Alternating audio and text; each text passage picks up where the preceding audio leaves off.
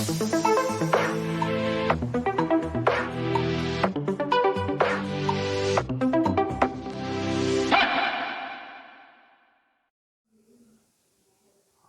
वालेकुम to all students.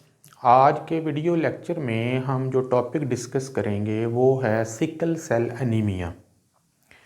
Sickle cell anaemia जो है ये एक हेरिडिटरी यानी विरासती बीमारी है जो वालिदैन से बच्चों में मुंतकिल होती है।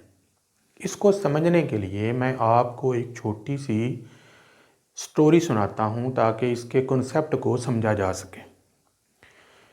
एक आदमी है, एक पर्सन है, वो मेल भी हो सकता है, वो फीमेल भी हो सकती है। उसका नाम है मिस्टर अकरम और मिस्टर एक्स और मिस्टर वाई। ड्यूरिंग उसकी ज़िंदगी के दौरान उसकी बॉडी में कोई इंजरी हो जाती है। उस इंजरी को कवर करने के लिए उसका एक्स-रे होता है। और आपको पता है एक्स-रेज जो हैं ये ऐसी रेज होती हैं जो बॉडी में म्यूटेशन कॉज कर देती हैं। उसकी बॉडी में उन एक्स-रेज की वजह से उसके जो जीन्स हैं वो डिस्टर्ब हो जाते हैं, उसको नहीं पता। उसके बाद उसकी शादी हो जाती है।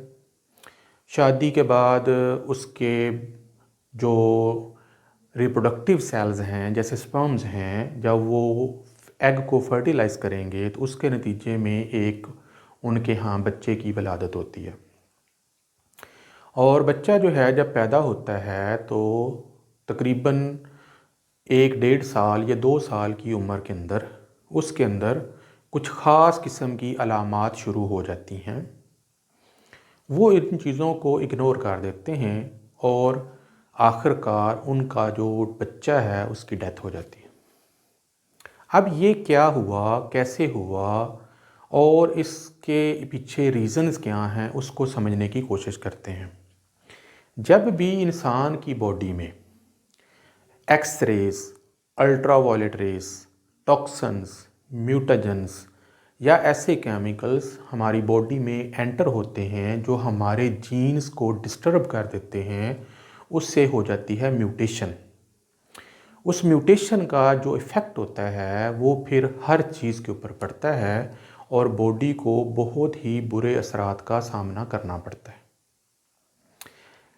सिकल सेल एनीमिया उस बच्चे को हुआ, कैसे हुआ, उसकी सिम्टम्स क्या हैं, उसकी टाइप्स क्या हैं और वो कैसे उस बीमारी में सफ़र हुआ, आइए डिस्कस करते हैं। सिकल सेल एनीमिया जो है बेसिकली उसकी 3 टाइप हैं।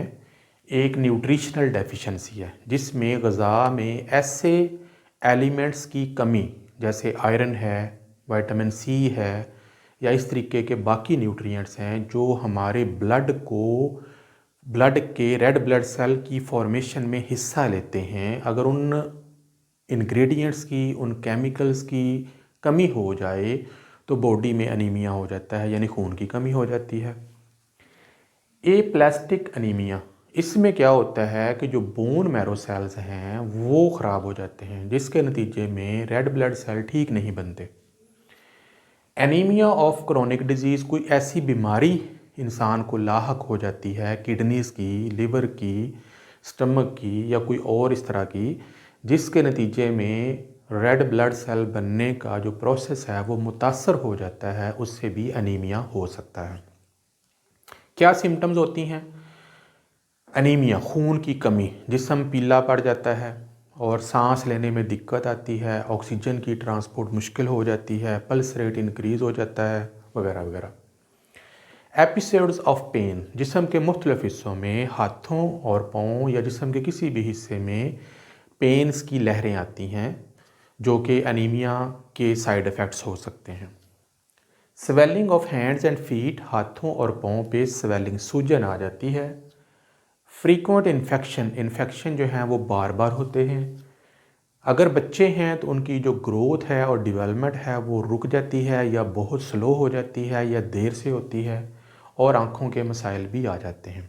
लेकिन इसके साथ साथ सिकल सेल एनीमिया के जो लॉन्ग टर्म इफ़ेक्ट हैं उनकी लिस्ट बहुत लंबी है।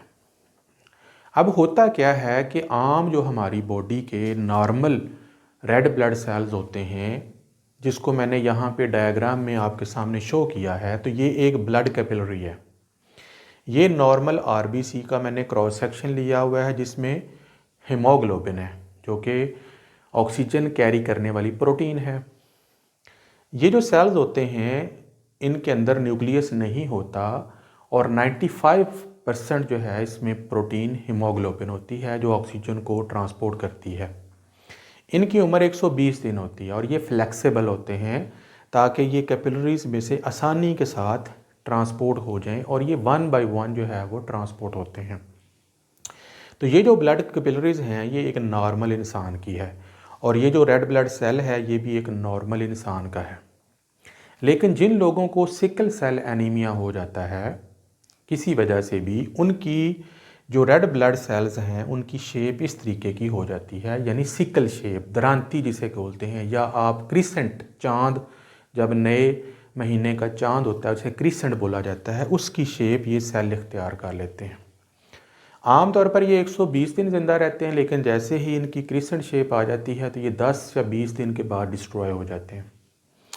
اب یہ جو سیلز ہیں دیکھیں، یہ سکل سیل انیمیا کا پیشنٹ ہے، اس کی جو بلڈ ویسل ہے، بلڈ کیپلریز ہیں، اس میں جو ریڈ بلڈ سیل ہیں وہ سارے سکل شیپ ہو چکے ہیں اور یہ سٹکی ہو جاتے ہیں، آپس میں چپکنا شروع کر دیتے ہیں اور بلڈ کیپلریز میں سے گزرنے کی بجائے ان کے اندر سٹک ہو جاتے ہیں، جس کے نتیجے میں خون کے بہاؤ میں رکاوٹ آ جاتی ہے، سویلنگ ہوتی ہے، پین ہوتی ہے، یا اس طریقے کے دوسرے مسائل، سٹروک دماغ میں ہو سکتا ہے، ہارٹ میں اگر ہو تو ہارٹ اٹیک ہو سکتا ہے، وغیرہ وغیرہ۔ اس کے ساتھ ساتھ آکسیجن کو کیری کرنے کی کیپیسٹی بہت کم ہو جاتی ہے، باڈی کے ٹیشوز کو آکسیجن نہیں ملتی جس سے اور زیادہ مسائل جو ہیں وہ پیدا ہو جاتے ہیں۔ تو یہ جو پرابلم ہے اس کی سب سے بڑی وجہ جو میں نے ابھی آپ کو ایک سٹوری سنائی ہے وہ ہے mutation. H be be haemoglobin کا جین ہے جو کہ ہیموگلوبن کی بیٹا جین کے اوپر ایک جین ہوتا ہے جو ہیموگلوبن کی فارمیشن کو ریگولیٹ کرتا ہے۔ جیسے ہی اس کے اندر خرابی پیدا ہوتی ہے تو اس کو ہم ایچ بی ایس کا نام دے دیتے ہیں، یعنی ہیموگلوبن سکل سیل جین۔ وہ جین جس انسان کے اندر آ جاتا ہے پھر اس کو یہ پرابلم لاحق ہو جاتا ہے۔ اب میں نے آپ کو شروع میں سٹوری سنائی کہ ایک انسان ہے، اس کی باڈیز کے اوپر میوٹاجنز نے افیکٹ کیا، ایکس ریز نے، اور اس کی باڈی کے اندر میوٹیشن ہو گئی۔ اب کیا ہوا کہ جو اس کے گونیڈز تھے، ٹیسٹس تھے جہاں پہ سپرمز بنتے ہیں، یا باڈی کا کوئی اور حصہ بھی ہو سکتا ہے، تو جب اس کے اندر آپ کو پتہ ہے نیوکلیس ہوتا ہے، نیوکلیس کے اندر کروموسومز ہوتے ہیں، کروموسومز کے اندر ڈی این اے ہوتے ہیں، ڈی این اے کے اندر جینز ہوتے ہیں، یہ سارا کچھ آپ نے پڑھا ہوا ہے۔ اب اس کے جو ڈی این اے کے اوپر جب وہ ایکس ریز کی شعاعیں نے اٹیک کیا ہوا؟ میوٹیشن ہوگی۔ اب میوٹیشن پورے ڈی این اے میں نہیں ہوتی، صرف ایک چھوٹے سے پارٹ پر ہوگی، تو وہ پارٹ میں نے باہر نکال لیا آپ کو سمجھانے کے لیے۔ اب دیکھیں یہ ڈی این اے کی وہ ٹیمپلیٹ سٹرینڈ ہے جس کے اندر میوٹیشن ہوئی ہے، میں نے صرف ایک جین باہر نکالا ہے جو کہ ہے نارمل جین۔ نارمل جین جو ہے وہ ہے CTC، آپ کو پتہ ہے کوڈون ہے، 3 ہوتے ہیں اس کے اندر nucleotides, cytosine, تھائمین، cytosine, D N اے کے اوپر لگے ہوئے ہیں۔ نارمل جین جو ہوتا ہے جب اس کے اندر سے ٹرانسکرپشن کے ذریعے میسنجر آر این اے بنایا جاتا ہے تاکہ پروٹین تیار ہو سکے، تو جو میسنجر آر این اے بنے گا اس کی جو سیکوینس ہوگی وہ ہوگی گوانین، ایڈینین، گوانین، ظاہر ہے کمپلیمنٹری ہوگا۔ اس کو جب ٹرانسلیشن کے پروسیس سے گزارا جائے گا تو اس کے نتیجے میں امینو ایسڈ کی ایک چین بنے گی جو کہ پروٹین ہوتی ہے ہیموگلوبن بنانے کے لیے۔ اس میں جو بیٹا چین ہے جو کہ بنے گی اس جین کی وجہ سے، اور یہ جو جین ہے یہ ایک خاص قسم کے امینو ایسڈ کے لیے یوز ہوتا ہے جو کہ ہے گلوٹامک ایسڈ، جو ہیموگلوبن کی بیٹا چین کے 7ویں نمبر پر لگا ہوا امینو ایسڈ ہے۔ تو جیسا کہ آپ جانتے ہیں کہ ہیموگلوبن جو ہے یہ 4 چین پر مشتمل ایک بہت بڑی پروٹین ہے جس میں ٹوٹل 574 امینو ایسڈز ہوتے ہیں۔ اس میں 2 الفا چینز ہوتی ہیں، 2 بیٹا چین ہوتی ہیں۔ ہر الفا چین میں 141 امینو ایسڈ ہوتے ہیں اور ہر بیٹا چین میں 146 امینو ایسڈز ہوتے ہیں۔ اب صرف 146 چین والی جو بیٹا چین ہے، 146 امینو ایسڈ والی جو بیٹا چین ہے، اس کے نمبر 7 پر موجود جو امینو ایسڈ ہے گلوٹامک ایسڈ، اس کو بنانے والا جو جین ہے وہ نارمل ہے۔ اگر یہ نارمل ہو تو پروٹین بھی نارمل بنے گی اور اس کے نتیجے میں جو نارمل ریڈ بلڈ سیل ہوگا وہ بھی نارمل ہوگا اور اس کے اندر جو پروٹین ہوگی ہیموگلوبن وہ بھی نارمل ہوگی اور یہ آکسیجن کو کیری بھی نارمل طریقے سے کرے گی۔ جیسے ہی اس پرسن میں میوٹیشن ہوئی اور یہ میوٹیشن جو ہے اس نے اپنے نیکسٹ جنریشن میں پیس کر دی تو کیا ہوا کہ یہ جو ڈی این اے ٹیمپلیٹ کی سٹرینڈ ہے اس کے اوپر اب یہ جو جین ہے سکل سیل انیمیا کا جین وہ بن گیا۔ اب یہ نارمل جین تھا سی ٹی سی، اب یہ ہو گیا سی اے سی، یعنی اس کا جو سینٹر والا نیوکلیوٹائڈ ہے وہ ریپلیس ہو گیا ہے، سبٹیچوٹ ہو گیا ہے۔ کیا ہوا ہے؟ تھائامین کی جگہ ایڈنین لگ گیا ہے، بس اتنا سا فرق آیا ہے میوٹیشن کی وجہ سے، خرابی ہونے کی وجہ سے۔ اب یہ جو سکل سیل انیمیا کا جین ہے جب اس کی ٹرانسکرپشن ہوگی یعنی اس سے میسنجر آر این اے تیار ہوگا تو اس کا جو کوڈان بنے گا وہ بنے گا گوانین یوریسل گوانین۔ اب یہ جو میسنجر آر این اے ہے جب رائبوسوم کے پاس جائے گا پروٹین کو سنتھسائز کرنے کے لیے تو ڈیفینیٹلی یہ نارمل نہیں ہے جو کہ ہونا چاہیے جی اے جی، جو کہ گلوٹامک ایسڈ کو ریفر کرتا ہے، لیکن یہ جو جین ہے یہ تو ایک ڈیفرنٹ امینو ایسڈ کو ریپریزنٹ کر رہا ہے۔ کس کو ریپریزنٹ کر رہا ہے؟ ویلائن کو۔ اب یہ دیکھیں یہ بیٹا چین ہے، چھٹے نمبر پہ ہے پرولائن، میں نے ساری چین نہیں بنائی صرف 3 امینو ایسڈ جو ہیں شو کیے ہوئے ہیں۔ 7ویں نمبر پر تھا گلوٹامک ایسڈ، اب اس کی جگہ ویلائن لگ گیا اور ویلائن لگنے سے 8ویں نمبر پر پھر گلوٹامک ایسڈ ہے۔ صرف ویلائن لگنے سے کیا ہوا کہ جو ریڈ بلڈ سیل ہے وہ تو ویسا ہی ہوگا، اس کی میمبرین تو ویسی ہوگی، لیکن جب اس کے اندر بننے والی ہیموگلوبن انٹر ہوگی تو یہ جو سیل ہے یہ سکل شیپ اختیار کر لے گا، درانتی والی شکل اختیار کر لے گا، کریسنٹ والی شکل اختیار کر لے گا اور یہ فالٹی ہو جائے گا۔ اب یہ باڈی ہماری اس کے بون میرو کے سیل جب فالٹی آر بی سی بناتے چلے جائیں گے بناتے چلے جائیں گے بناتے چلے جائیں گے، ان کی تعداد ہماری باڈی میں بہت زیادہ ہو جاتی ہے، اس سے بلڈ کیپلریز بلاک ہونا شروع ہو جاتی ہیں، آکسیجن کی ڈیفیشنسی ہونا شروع ہو جاتی ہے اور پھر پرابلم آنا شروع ہو جاتی ہے۔ کیسے ڈائیگنوز ہوگا؟ بلڈ ٹیسٹ ہوتے ہیں، فوری طور پر ڈاکٹر کے پاس جائیں گے، وہ سکیننگ کریں گے، بلڈ ٹیسٹ کریں گے، ڈائیگنوز کریں گے تو پتہ چلے گا کہ یہ سکل سیل انیمیا ہو گیا ہے۔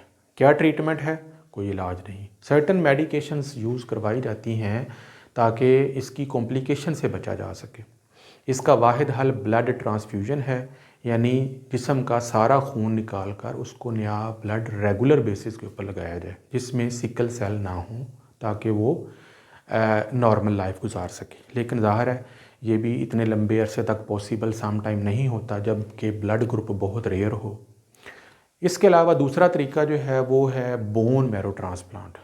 جین تھیراپی کی جائے گی، بون میرو ٹرانسپلانٹ کیا جائے گا، ایک نارمل انسان کا بون میرو نکال کر پیشنٹ کے بون میرو کے ساتھ اس کی ایکسچینج کیا جائے گا، یعنی پیشنٹ کا بون میرو نکال کر اس کے جسم میں نیا بون میرو داخل کیا جائے گا جس سے ہیمیٹوپوئسس کا عمل سٹارٹ ہو جائے گا، درست blood cell are B C بننا شروع ہو جائیں گے اور یہ پرسن جو ہے یہ اس بیماری سے ریکور ہو جائے گا۔